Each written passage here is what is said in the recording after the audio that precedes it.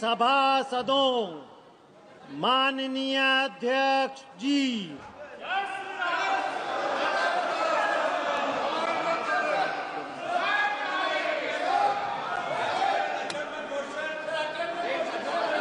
महामहिम राष्ट्रपति जी के अभिभाषण के समय आप चर्चा करना।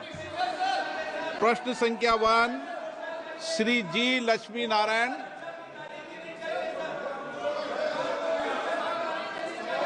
माननीय मंत्री जी, पटल पे रखा गया नरसंहार हुआ है। माननीय सदस्य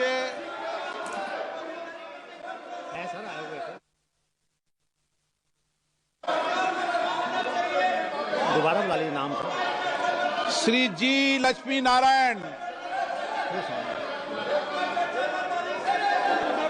माननीय सदस्यगण, एक मिनट। माननीय सदस्यगण, महामहिम राष्ट्रपति जी ने कुंभ के बारे में भी चर्चा की है, इसलिए आप जब महामहिम राष्ट्रपति जी के अभिभाषण के अंदर जब अपने विषय को रखें तो वो विषय भी आप रख सकते हैं।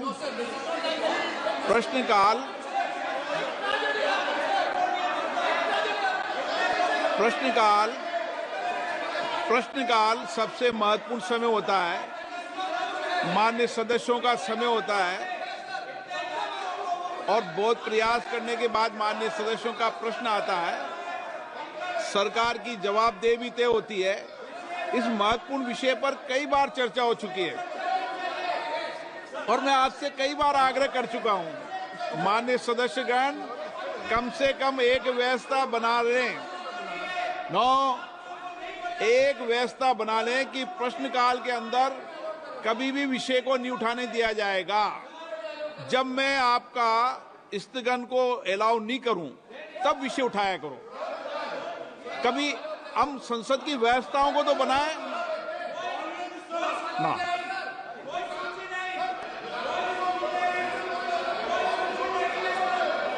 आप सदन नहीं चलाना चाहते, चर्चा नहीं करना चाहते। माननीय सदस्य। Sir, thank you speaker sir. Question number 1 पूछा है सर, मैं सप्लीमेंट्री का। While the National Culture Fund has successfully facilitated the restoration of numerous historic monuments across the country, I would like to bring attention to Gupti Fort, located in my constituency of Anantapur, sir. This majestic fort, the largest in the state, has witnessed the rise and fall of empires from the Chalukyas to the Vijayanagar Empire, the Mughals and the Marathas, sir, and even the British. Strategically located near NS 44, NS 67, and the Gupti railway station junction, sir. It holds immense potential to become a key tourism hub. However, the fort is currently in a state of neglect. A proposal of 60 crore for its restoration has already been submitted under the NCF ethics remaining pending, sir. I would like to ask the Honorable Minister if the government will take up this project at the earliest and expedite its approval to ensure the timely restoration of the Gupti Fort, sir. Thank you, sir.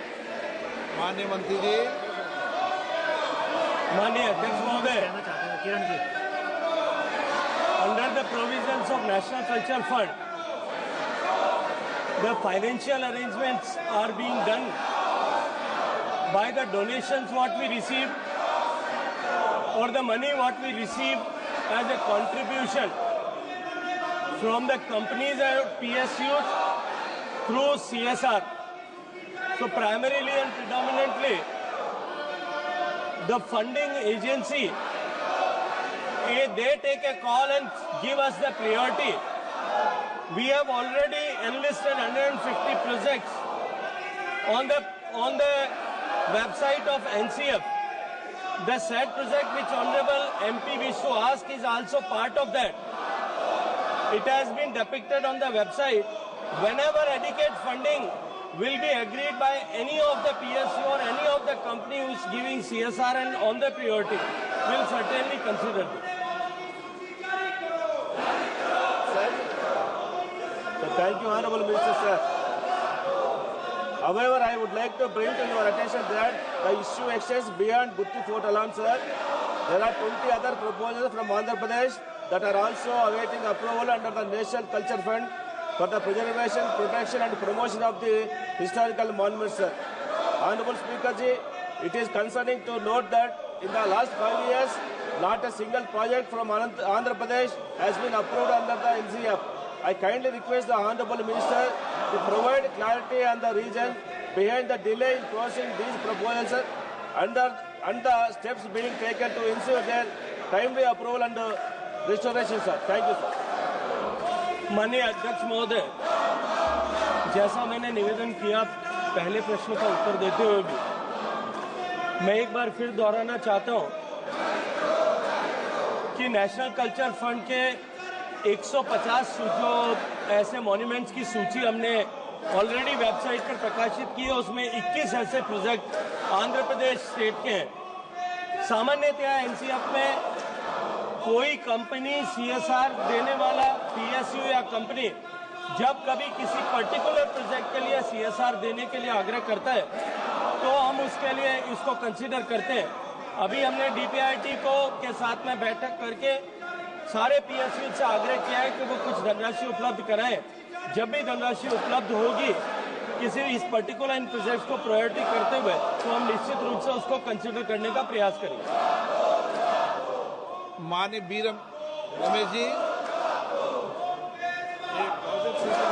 Fund has proposed for water threatening and strengthening of Buddhist rock cut, surrounds and repairs of caves and the ruins of structural charya with 3 crore cost estimate. The project proposed also provides for a public amenities and landscape of gardens. Kindly, Minister, Honorable Minister, has to say on this. फिर मैं वही निवेदन करूंगा कि हमने उसको सूचीबद्ध किया है, उस पर धनराशि उपलब्ध होने पर निश्चित रूप से उस पर कार्रवाई की जा सकती है। किरण रिजिजू जी, आप संसदीय कार्य मंत्री जी। सर, आज उम्मीद किया था कि अच्छा से पार्लियामेंट का क्वेश्चन आवर चलेगा। माननीय अध्यक्ष जी, आपने बार बार अनुरोध किया है, बार बार आग्रह किया है हमारे विपक्ष के साथियों को कि प्रश्नकाल को डिस्टर्ब ना करें, और ये प्रश्नकाल मेंबर का होता है, सरकार को सवाल पूछना होता है। आप लोग सरकार को सवाल नहीं पूछ के सदन को इस तरह डिस्टर्ब करना ये अच्छी बात नहीं है। अब जनता आपको सवाल पूछेगा कि आप सदन में क्यों आए हैं। आपके आग्रह करने के बाद भी इस तरह का डिस्टर्बेंस करना ये अच्छा नहीं है। सरकार की तरफ से मैं खंडन करना चाहता हूँ। बाकी जो भी बोलना चाहते हैं वो राष्ट्रपति का अभिभाषण पर सब बोल सकते हैं। ये पहला दिन इस तरह का ये नजर यहाँ पे जो अपोजिशन मेंबर्स ने जो हरकत किया है ये ठीक नहीं है। मैं सर इसका खंडन करता हूँ।